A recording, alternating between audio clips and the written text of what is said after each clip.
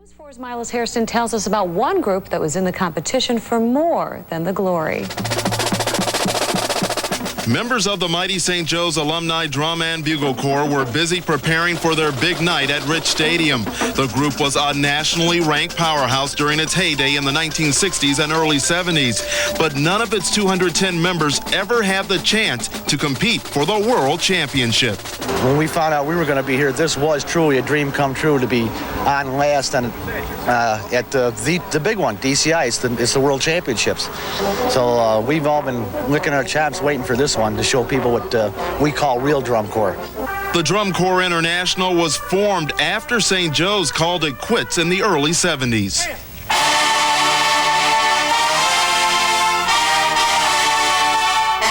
But it appears all the members are in tune. Some members have been out of action for quite a while. 22 years of retirement, and we come out of retirement into this, and it's been great. What a year. And then there are the veterans, people in their mid to late 60s who want to show others their stuff. It's great to be alive to be able to do it at this age. Getting up is great, but doing this is even greater. It's like horse racing. You get it in your bloodstream, you love it. And you gotta have it right here. That's why you can still do it. Yeah. You know? But about these lot of kids out here doing this, and I think it's great. I think it's good for the young generation. Miles Hairston, News 4.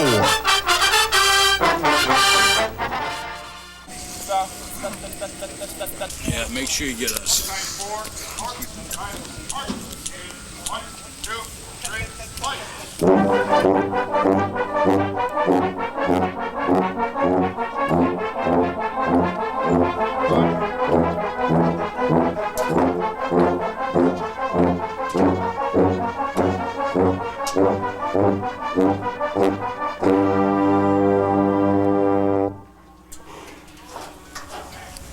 Pretty rugged.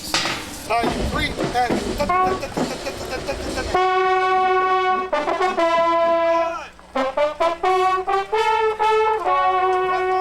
one more time, no rest. If we hadn't been able to do this yet, I'd be saying, well, geez, I don't know. But we've done it. Every single one of you have gone out there before and done the show and done the job. All you have to do is do it one more time for a crowd that's going to appreciate what you're doing. That crowd likes you. You have friends in there. Okay? So be proud of yourselves. This year, before we all knew what the commitment was, and when we finally, all of us, everybody connected with the Corps, got on the right page, then we realized where we had to go and how we had to get there and what we were going to do when we got there. And you've done that. We've all done that. Each and every one of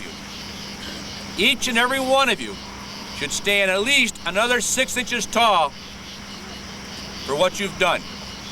Now tonight, they're going to crown a champion out there in that field. And whoever it may be has earned it. They've worked real hard over the past year to accomplish what they have done, to get as far as they have. Now for us, and for me personally, it's taken us 24 years to get out there in that field. 24 long years. We got snubbed once in '71, and I've never forgotten it.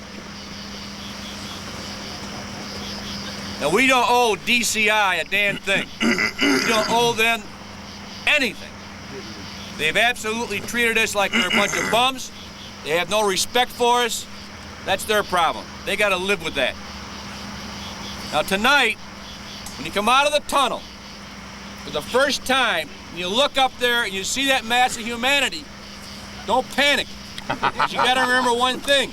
They can't come down on the field. Now, just imagine what's going to happen to you tonight when you come out on that field. You're going to get in that block, and there's going to be a lot of screaming and yelling when you get in the block, believe me. And when you start down the field in the block, you may get a little bit more cheering. But when you hit the 50, and we flash the contras and release the balloons, you're going to get a nice ovation there. And then you're going to go down, you're going to get on the starting line. Then they're going to read the short introduction. Introduce the drum majors. And when they say St. Joe's, you may enter the field in exhibition. That is the moment we've been waiting for. Now, when we come off the line, hit Bully, and Tommy does his solo, there will be an ovation there. And when you finish Bully, there'll be a huge ovation. And we're going to soak it up. Now, color presentation will take care of itself. But remember, on the closing part of the color presentation, and the closing fanfare, you've really got to let loose. You can't hold it back. You got to let it loose. When we do the Iwo Jima thing, people are going to go right out of their gourd. Believe me when I tell you this. In the concert, there's so much improvement in the concert, it's hard to even measure it. Since we just changed the whole shape of it and loosened up, it's been great. Now, the only song that you've really, really, really got to work hard to sell is Laz's. And the selling point in Laz's is after they get done with the 8 guys out front. When you guys had that big push coming down towards those stands, you've really got to lay into those horns. You've got to let it all go. Drumline will take care of their act, and they'll get their share of glory. And then we come into Old Lang Syne. When you turn on Old Lang Syne and face the stands, you've got to lay into the horns again.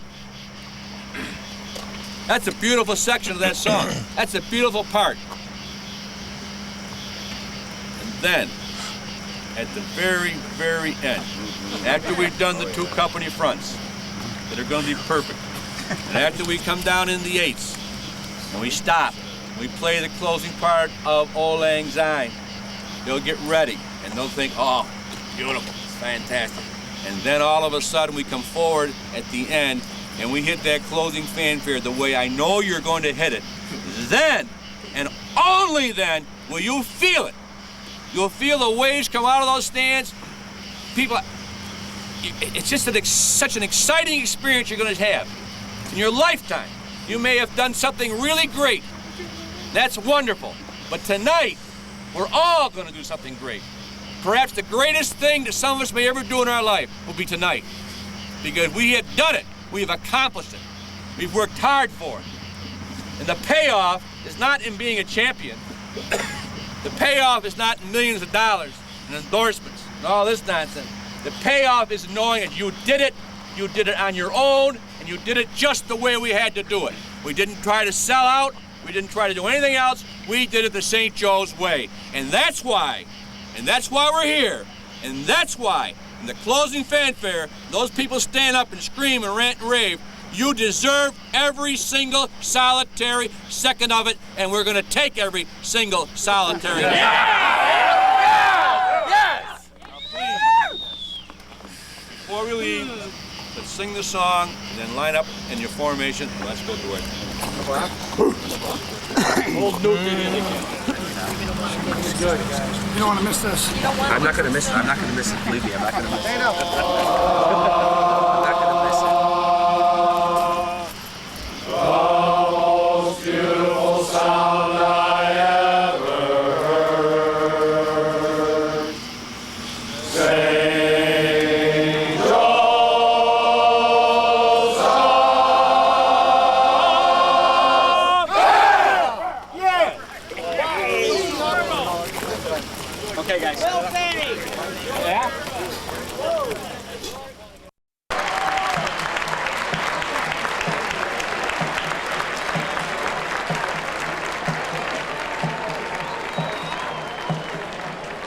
Mighty St. Joe's Alumni Break Corps was organized in December of 1991. The Corps has grown from its original 32 members to its present size of 225. The Corps was organized from its former members and members of other corps to join activities that meant so much to them in the 60s. The Drum Corps today looks and sounds different from the corps of the 60s, but the activity is still Drum Corps. Regardless of what style or era it may exist in, its rewards for its members are still intangible, and the friendships made are everlasting. Our Corps members come from across the country and Canada. representing numerous other corps. Only 4 of our members ever marched DCI. The average age of the corps is 49. The show tonight consists of music from the Chicago Cavalry, Chicago Royal Airs, the St. Joseph's, and St. Joseph's of Batavia. We hope that you will enjoy the show tonight, much as they enjoy doing it.